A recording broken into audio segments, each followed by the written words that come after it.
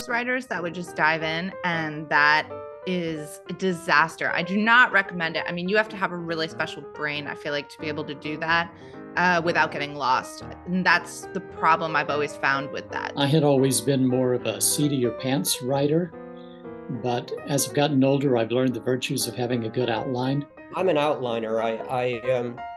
I want to know what the ending is. I want to know, what the middle is. A couple times I have not outlined, and I'll get to page 40 out of a 90-page script and go, okay, I'm lost.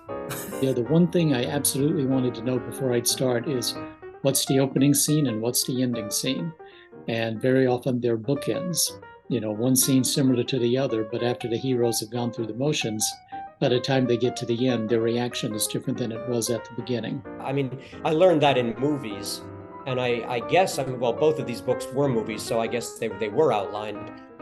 Having an outline makes a world of difference in time management and just keeping, plot holes and things at a minimum. And it makes revisions much easier too, I find.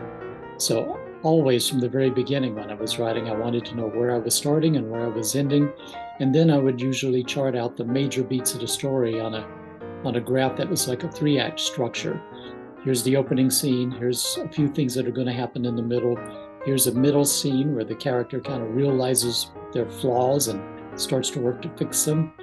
Here's their lowest point near the end, at the end of the second act.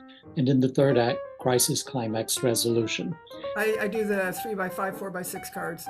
If I can plot the story along those parameters, then it's pretty easy to fill in everything else.